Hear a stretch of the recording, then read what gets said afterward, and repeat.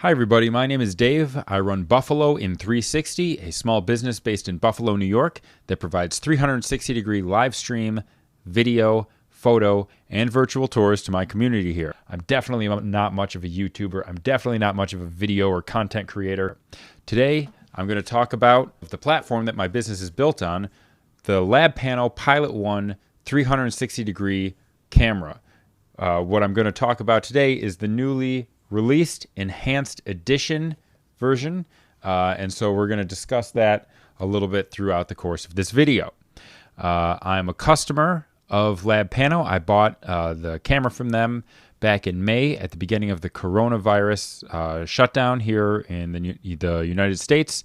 I bought it back in May. I built a little business around it, and I've become a fan of the camera itself. So I thought I've got some good information that's going to be useful to anyone who's either interested in buying one of these, is it the right camera for them, or just learning how to use it, what it's about, and evaluating against some of the other cameras. So in this video, I'm going to do my best to be fair about this camera, what it's good for, what it may not be as good for, other alternatives. And so we've got a lot to unpack on this one. Down below, you will see an affiliate link. If you are interested in buying one of these, I would absolutely appreciate the business. You can click on the link down below. It'll take you to purchase, and I get a very small percentage of that. And so hopefully if you find any of this information useful or relevant or something that's beneficial to you, I would appreciate if you're going to buy one of these, click that link below.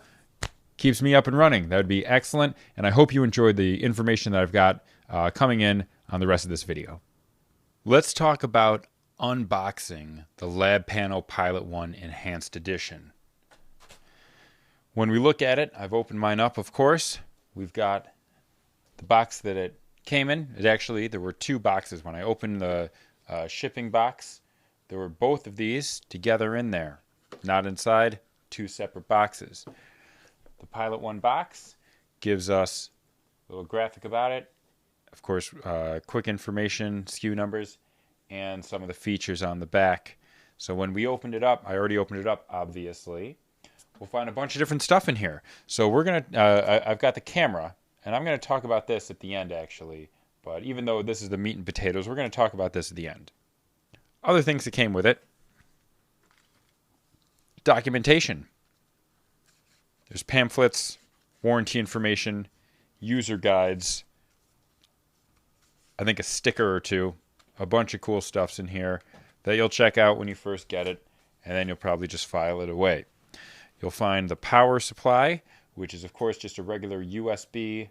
Let's see if I can get a good angle on it so you can see a USB, and the cable that has USB-A on one side that fits into that power brick, and it's got USB-C on the other side that fits into the bottom of the camera itself. Other things you're going to find in the box, a nice little cloth to wipe down the lenses, keep it nice and clean. That's included in there. You're going to find in this box was the aluminum heatsink, which is just this one item. The heatsink that helps keep the unit cool.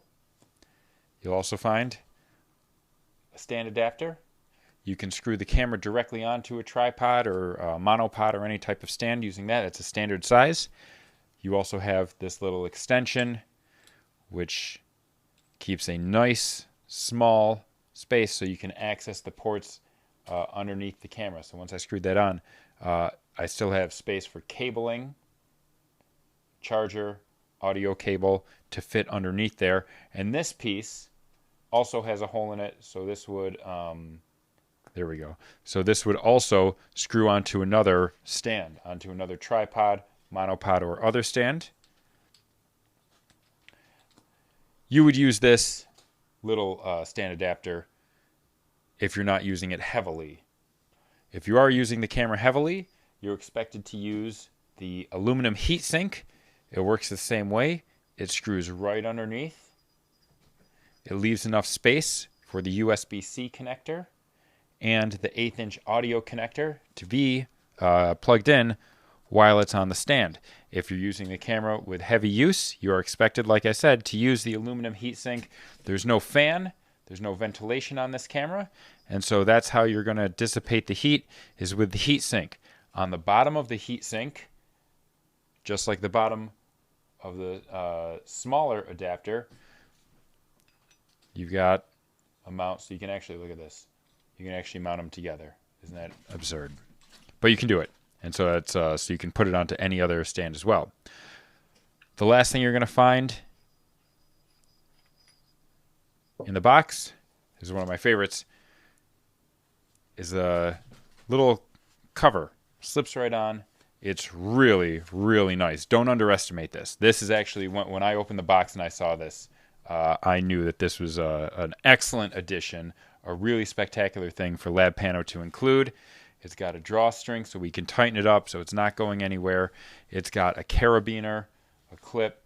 The camera weighs a little bit more than I would feel comfortable putting on here, you know, for any like rugged travel. But for a little bit, it's definitely something to grab onto, something to hold it, something to, you know, keep it in place.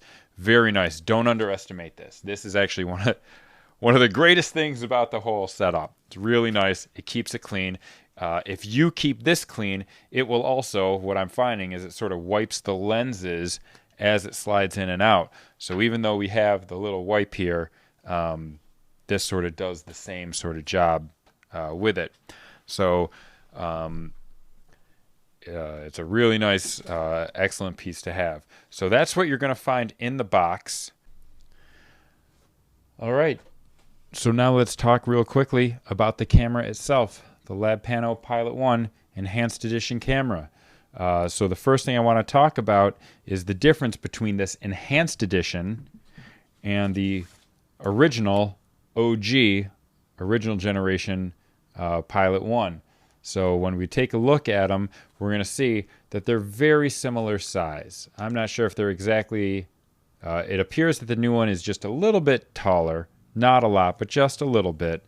The other main difference that you're going to find is that the original one has no GPS unit. They had an external one that had some issues. LabPano quickly and swiftly took care of that, recalling any of the bad ones. So now we'll take a look at the new Enhanced Edition, and we've got a GPS built right into here. We're also, like I said earlier, there's no ventilation, there's no fan or anything like that. So what this does is it makes use of that aluminum heat sink that I mentioned earlier. But part of the reason they did away with that is because this one is now IP65 rated. So it's against water spray in any direction as well as dust ingress. So this thing you could take almost anywhere and be able to use it, and that's very impressive. And so that's your big difference between the Enhanced Edition and the previous generation, the OG. The original one weighs a little bit less. It's literally millimeters of a different size, but it's the same optics. So when we look at either one of these, we're going to find that we've got 4 Sony sensors, 4 Sony cameras mounted onto the body here. We're going to find that at the bottom, in fact, you know what, let me switch cameras so we can take a better look at what we're going to find on this one.